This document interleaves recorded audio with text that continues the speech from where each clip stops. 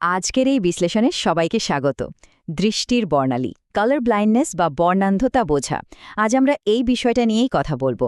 আমরা চারপাশের জগৎটাকে যেভাবে দেখি, আমাদের মনে হয় সবাই বোধহয় ঠিক সেভাবেই দেখছে, তাই না? কিন্তু মানুষের দৃষ্টির বিজ্ঞানটা আসলে আরও অনেক বেশি বৈচিত্র্যময়। পৃথিবীতে কোটি কোটি মানুষ রঙের এই বিশাল জগৎটাকে একেবারে অন্যরকম একটা দৃষ্টিকোণ থেকে অনুভব করেন। তো চলুন আজ এই পুরো ব্যাপারটা খুব সহজে বুঝে নেওয়া যাক। আচ্ছা, ধরুন একটা টকটকে লাল গোলাপের কথা। আমাদের মনে কি কখনো এই প্রশ্নটা এসেছে যে এই একই গোলাপ অন্য কারো চোখে একদম ভিন্ন কোনো রঙের মনে হতে পারে কিনা? সবাই কি একই লাল গোলাপ দেখে? এই দারুণ প্রশ্নটা কিন্তু আমাদের একটা খুব সাধারণ ধারণাকে চ্যালেঞ্জ করে। আমরা ভাবি রঙের অনুভূতি সবার জন্য এক, কিন্তু সত্যি বলতে কি, রঙের এই অভিজ্ঞতাটা হলো আমাদের চোখ আর মস্তিষ্কের একটা জাদুকরী খেলা। আর এই খেলাটা কিন্তু সবার ক্ষেত্রে একই রকম হয় না। এখন আমরা রঙের এক ভিন্ন জগতে প্রবেশ করছি, সাধারণ বর্ণালীর বাইরে দেখার একটা জগৎ। কালার ব্লাইন্ডনেস বা বর্ণান্ধতা হলো এমন একটি অবস্থা যেখানে কোনো ব্যক্তি নির্দিষ্ট কিছু রং আলাদা করে চিনতে অসুবিধা হয়। তবে হ্যাঁ, এটি কিন্তু সম্পূর্ণ দৃষ্টিহীনতা নয়। নামটা শুনে অনেকেই একে পুরোপুরি অন্ধত্ব ভেবে ভুল করেন, একদমই তা নয়। এটা কোনো অদ্ভুত রোগ না। পৃথিবীতে অসংখ্য মানুষ আছেন যাদের প্রতিদিনের রঙের অভিজ্ঞতা আমাদের তথাকথিত স্বাভাবিক অভিজ্ঞতার চেয়ে একটু আলাদা। তারা সবকিছুই দেখতে পান, শুধু রঙের পার্থক্যটা তাদের চোখে একটু অন্যভাবে ধরা দেয়। তাহলে প্রশ্ন হল, কালার ব্লাইন্ডনেস আসলে কি? চলুন উপলব্ধির এই জীববিজ্ঞানটা একটু তলিয়ে দেখি। এই যে রঙের ভিন্নতা, এটা আসলে কোথা থেকে আসে? আমাদের চোখের একদম গভীরে রেটিনায় বিশেষ এক ধরনের কোষ থাকে। এদের বলা হয় কোন সেল বা কোন সেলস। এগুলো মূলত তিনটি রঙের সেন্সর হিসেবে কাজ করে: লাল, সবুজ এবং নীল। জাস্ট এই তিনটি কোষের জাদুকরী সমন্বয়ে কিন্তু আমরা পৃথিবীর হাজারো রং দেখতে পাই।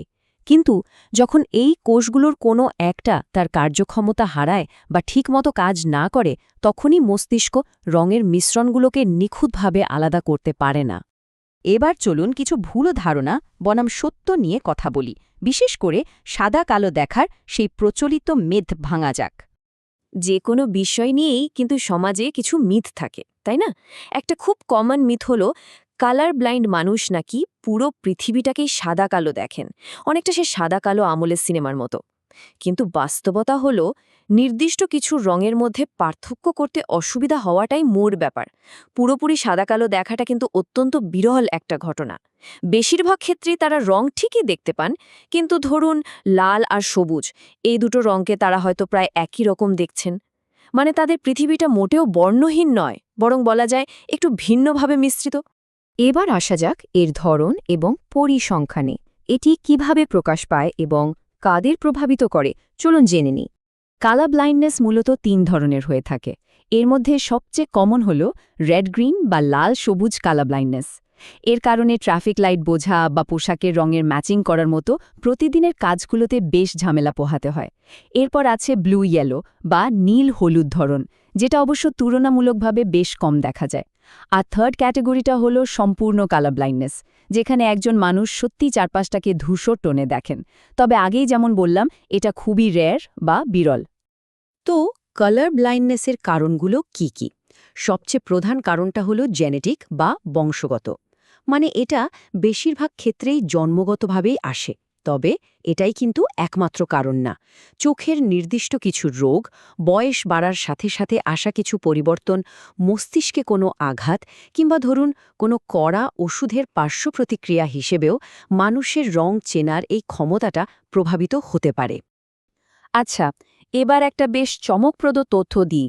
পরিসংখ্যান বলছে প্রতি ১২ জন পুরুষের মধ্যে প্রায় একজন কোনো না কোনো মাত্রার কালার ভিশনের সমস্যায় ভোগেন। ভাবা যায়, ১২ জনের মধ্যে একজন। এর পেছনে মূল বৈজ্ঞানিক কারণটা লুকিয়ে আছে এক্স ক্রোমোজোমের মধ্যে। এই পরিসংখ্যানটাই প্রমাণ করে যে এই বিষয়টা আমাদের সাধারণ ধারণার চেয়েও অনেক বেশি কমন। চলুন এবার কথা বলি দৈনন্দিন চ্যালেঞ্জ এবং রোগ নির্ণয় নিয়ে। এই রং নির্ভর পৃথিবীতে পথ চলাটা তাদের জন্য কেমন হয়? আমাদের চারপাশের পৃথিবীটা খেয়াল করলে দেখবেন এটা ব্যাপকভাবে রং দিয়ে কোড করা। দৈনন্দিন চ্যালেঞ্জের ক্ষেত্রগুলো যদি দেখি, যেমন ড্রাইভিং, গ্রাফিক ডিজাইন, ইলেকট্রিক্যাল কাজ বা মেডিকেল রিপোর্ট বিশ্লেষণ। কালার ব্লাইন্ডনেস কোনো রোগ বা বড় বিপদ না হলেও নির্দিষ্ট কিছু পেশায় এটা সত্যিই চ্যালেঞ্জিং। এই যেমন ধরুন, ড্রাইভিংয়ের সময় হঠাৎ ট্রাফিক সিগন্যাল বুঝতে পারা, গ্রাফিক ডিজাইনের সঠিক কালার প্যালেট বেছে নেওয়া, ইলেকট্রিক্যাল কাজের রঙের তার আলাদা করা, বা ধরুন লাল নীল কালিতে মার্ক করা মেডিকেল রিপোর্ট পড়া। এই কাজগুলো একটু কঠিন হয়ে দাঁড়ায় বইকি। তো কারো কালার ব্লাইন্ডনেস আছে কিনা সেটা বোঝা যায় কিভাবে? এর জন্য বিশ্বজুড়ে সবচেয়ে প্রচলিত যে পদ্ধতিটি ব্যবহার করা হয় তার নাম ইশিহারা টেস্ট।